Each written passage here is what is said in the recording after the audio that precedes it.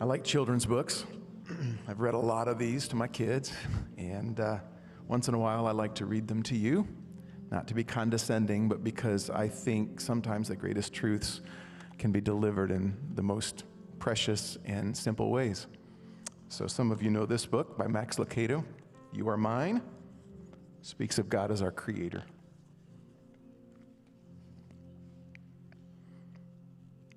Punchinello lived in Wemmicksville. Just like the other Wemmicks, he was made of wood. And just like the other Wemmicks, he was carved by Eli, the Wemmick maker. And just like the other Wemmicks, he sometimes did silly things, like the time he began collecting boxes and balls. Things started getting crazy when a Wemmick named Tuck bought a new box. Others they loved boxes, but Tuck's was a new box. Tuck loved his new box. He thought he was the best in the village. It was brightly colored. He was proud of it. Too proud, perhaps. He strutted up and down the street, showing off his box. "Have you seen my new box?" he would ask the Wemmicks as he passed them on the street. "Would you like to touch my new box?" Tuck marched right up to Punchinello. "Don't you wish you had a new box?" he teased. Punchinello thought Tuck's box was beautiful, and he began to wish for a box of his own. Tuck kept showing off his box, thinking he was better than the other Wemmicks just because he had a new box. Nip, another Wemmick, disagreed. "My box is just as good as Tuck's," he said, and he showed off his box to Wemmicks on the other side of the street. Nip's box was not new, but it was a bit bigger and a bit brighter and a bit more than Tuck could take. Tuck got very quiet and gave Nip a mad look. And then he had an idea. He stepped into a store and bought a new ball. Now he had more things than Nip. He had a box and a ball. Nip frowned at Tuck's ball. Nip could do better than that, he thought, so he bought two of them. With a smile on his face, he marched over to Tuck and smirked. "Now I have more than you." Before he knew it, Tuck was on the other side at the store buying another box. Then Nip ran to buy another ball, and Tuck bought a ball, and Nip bought a box, ball, box, Tuck, Nip, Tuck. On and on it went. Someone could have stopped the whole mess right there. In fact, that's what the mayor tried to do. "You two are being silly," he said to Nip and Tuck. "Who cares who has the most toys?" "You're just jealous," they replied, "because you don't have any." "Jealous of you? Ah!" But within a few moments, the mayor was at the store, buying an armful of boxes and balls. Other Wemmicks began to join in: the butcher, the baker, the cabinet maker, the doctor from up the street, the dentist from down the street. Before long, every Wemmick wanted to be the one with the most balls and boxes. Some were big, some were bright, some were heavy, some were light. Tall people carried them, small people carried them. Everybody carried them. And everybody thought the same thought: good Wemmicks have a lot. Not so good Wemmicks have little. When a Wemmick walked down the center of Wemmicksville with a stack of balls and boxes higher than his head, the people stopped. "Now there must be a good Wemmick," they would say. But when a Wemmick passed with only one ball or one box, the others would shake their heads and think, maybe even whisper, "Poor Wemmick, poor Wemmick." Of course, Punchinello didn't want to be called a poor Wemmick. So he decided to get as many boxes and balls as he could. He searched through his closet and he found one little ball. He dug into his pocket and found enough money for one small box. "I know what I'll do," he declared. "I'll sell my books and get more money to buy more boxes and balls." So he did. He bought a blue and green box with clouds painted on the sides. But still he wanted more. "I'll work nights to get extra money," he told himself, so he did. And he bought a ball. And since he was working nights, he didn't need his bed, so he decided, "I'll sell my bed." And he did just that to buy two more. Soon Punchinello had an armful, but other Wemmicks had more. Some of them had so many boxes and balls they actually had trouble walking. "It's hard keeping up with all my balls and boxes," they would say, acting like they were complaining, but they were really bragging. Punchinello wanted to be like these other Wemmicks, so he sold more stuff. He worked more hours. His eyes were tired from not getting any sleep. His arms were tired from carrying these toys. He couldn't remember the last time he sat down to rest. And worst of all, his friends couldn't remember Punchinello and the last time he came to play. "We haven't seen you for a long time," his friend Lucia said to him one day. "Why don't you come out and play again?" asked his buddy Splint. Not everyone cared about boxes and balls. Punchinello's friends didn't, but Punchinello cared more about having boxes and balls than he cared about having friends. "I've got work to do," he would tell them, and his friends would sigh. Punchinello didn't care. He only cared what the other box and ball people thought. And no matter what he did, he couldn't buy enough things or get enough of their attention. Finally, he had an idea. "I'll sell my house," he decided. "That's crazy," said Lucia. "Where would you live?" asked Splint. Punchinello didn't know, but he didn't care. And he could think about all the boxes and balls he could buy with the money, so he sold his house.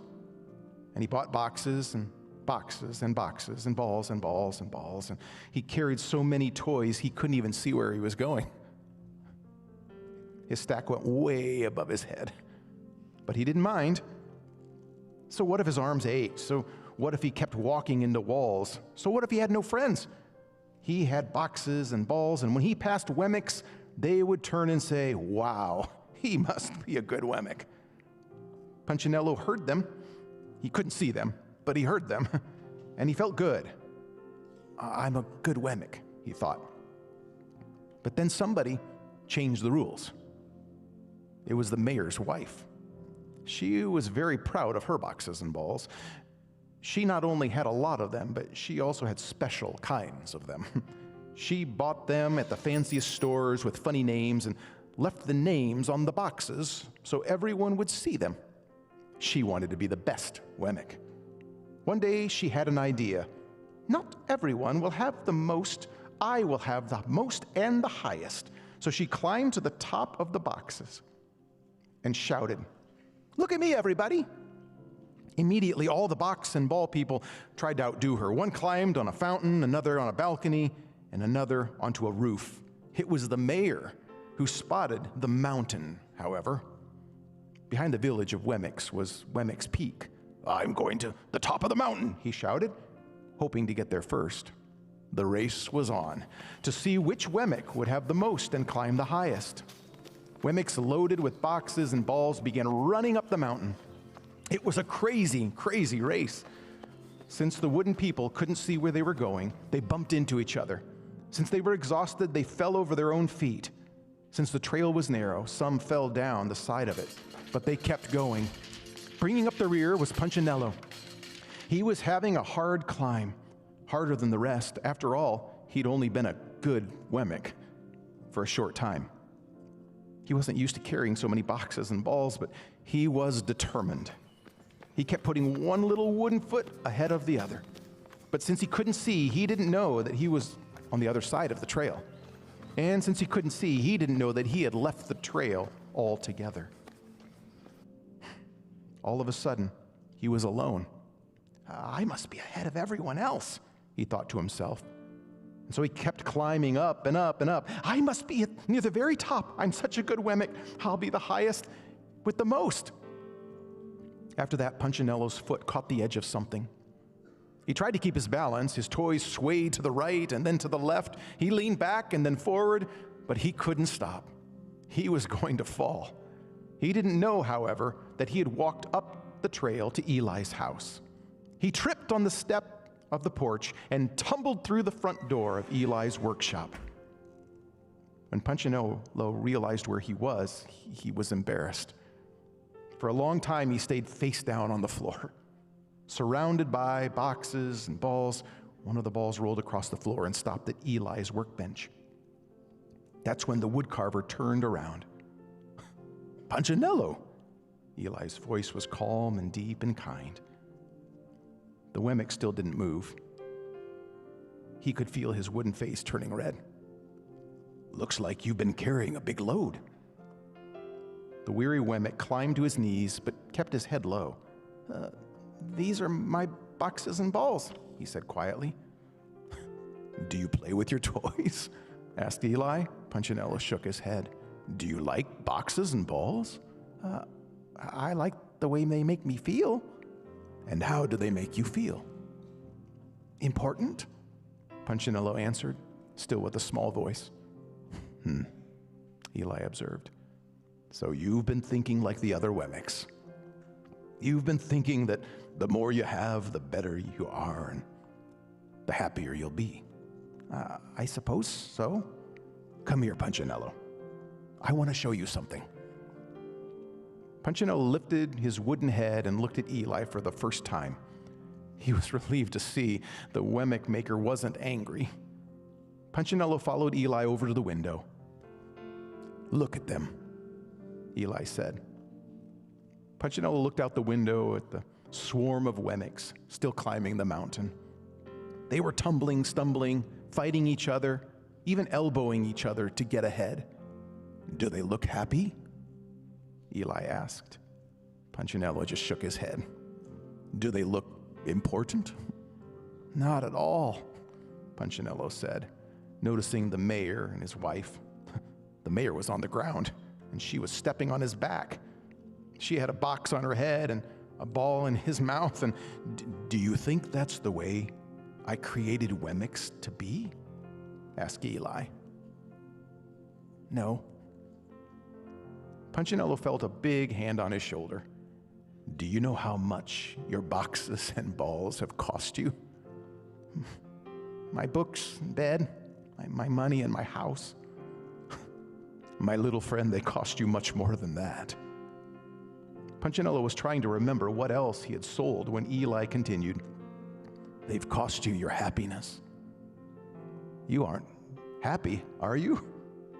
Punchinello paused. "No." "They cost you your friends. And most of all, they cost you trust. You didn't trust me to make you happy. You trusted these boxes and balls." Punchinello looked at the pile of toys. All of a sudden, they didn't seem so valuable. I kind of messed up." "That's okay," Eli replied. "You're still special." Punchinello ducked his head and smiled. "You're special not because of what you have. You're special because of who you are. You're mine. I love you. Don't forget that, little friend." "I won't," Punchinello smiled. And then he paused and asked, "Eli?" "Yes?" What should I do with these boxes and balls?" "Perhaps you should give them to someone who really needs them." Punchinello turned to leave, but stopped again. "Eli?" "Yes?" I don't have a place to sleep." Eli smiled and offered, "Would you like to sleep here tonight?" "I sure would. I'm very tired." And so that night, Punchinello slept on a bed of wood shavings. He slept well. It felt good to be in the house of his maker.